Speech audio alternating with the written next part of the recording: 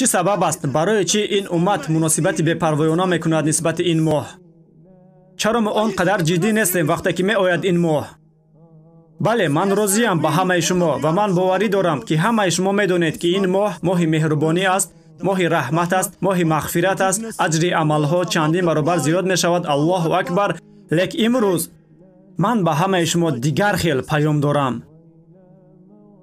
این ماه برادرانم، بله ما راضیم، این ماه رحمت است، لیکن مرا ببخشید برای این سخنها، اما این ماه اینچنین میتواند ماه لعنت باشد. این ماه غضب هم شده میتواند، غضب الله سبحانه و تعالی. اینچنین این ماه میتواند که ماه افسوسخوری و پشیمانی همیشگی باشد. چرا؟ چون که پیامبر ما صلی الله علیه و سلم که بود رحمت عالمیان، الله سبحانه و تعالی میگوید، الله شاهدی میکند، او پیامبر الله تو روان شده ای همچون رحمت بر عالمیان. و ما خیلی یک حدیث خطرناک داریم. در این حدیث پیامبر صلی الله علیه و سلم میگوید بگذار به آبرو شود آن کسی. چی؟ کی نقل دارد این رو؟ کی میگوید این رو؟ پیامبر الله محمد صلی الله علیه و سلم، آن کسی که با رحم بود حتی با دشمنانش، آن کسی که با رحم بود حتی با دشمنان اسلام، در دل او رحم بود حتی نسبت به پیشوایان کفر، پیشوایانی که دشمنی میکردند با این دین، نیکو مهربان بود با آنها. و پیامبر با رحم در این حدیث میگوید بگذار به آبرو شود آن کسی. پیامبر الله لعنت میکند کسی را. آیا شما را در این دنیا یگان شخص خداترس لعنت کرده است؟ میدونید گاه وقت مادر خداترس یا پدر خداترس شما یا اینکه استاد خداترس شما وقتی غضبی شده دعا کردنی میشوند و میگویند یا الله، پیش از آن که دوامش را بگوید شما پریده میگوید التماس بیست، مادر خواهش میکنم دیگر چیزی نگو، دوام نده، دیگر چیزی نگو، التماس بیست.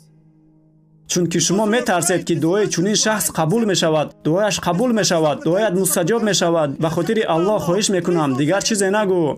این را پیامبر الله میگوید بگذار به آبرو شود آن کسی، بگذار به آبرو شود آن کسی، بگذار به آبرو شود آن کسی.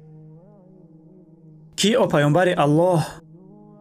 قال من ادرک رمضان، آن کسی که شاهد شد رمضان را ثم انسلخ ولم یغفر له. بگذار به آبرو شود آن مسلمان که شاهد شد ماه رمضان را ولیکن الله سبحانه و تعالی او را مغفرت نکرد. و در روایت دیگر اذا لم یغفر له فیه فمتى، اگر الله بزرگ و تعالی مغفرت نکند در ماه رمضان پس کی الله او را مغفرت میکند؟ اگر در این موسم رحمت و مغفرت الله سبحانه و تعالی میبخشد بدترین گناهکاران را، الله توبه آنها را قبول کرده گناهشان را میبخشد، مقام بلند میدهد، عملهای بد آنها را به خوب تبدیل میدهد. اگر الله شما را نبخشد در این وقت پس کی الله شما را میبخشد؟ از این خاطر برادران و خواهرانم من میخواهم که شما یک چیز را بفهمید. وقتی الله سبحانه و تعالی گشوده میکند درهای مغفرت را و گشوده میکند درهای رحمت را برای بنده اش، لیکن این بنده تا حال بی‌پروایی میکند نسبت الله، در این حال نتیجه او چی میشود؟ آیا نتیجه اش تنها گم کردن اجر میشود؟ چون این شخص گمان دارد که اجر گم میکند خلاص، چگونه که بسیاری ها فکر دارند والله اگر من کوشش نکنم در این رمضان من همگی اندک ثواب را از دست میدهم خلاص. نه برادر یا خواهرم، اگر که تو عمل نکنی در این ماه، اگر که تو کوشش نکنی در این ماه، اگر نکنید آنچه که از دستتون می آید، نتیجهش غضب الله شده میتواند بر شما. نتیجهش میتواند که لعنت محمد صلی الله علیه و سلم افتد به شما. خلاص این ماه رحمت است. این پایگاه رسیدن به موفقیت است. لیکن با اشتراک نکردن در این پایگاه یا به اهمیتی کردن در این مسابقه میتواند که بر شما افتد غضب الله سبحانه و تعالی.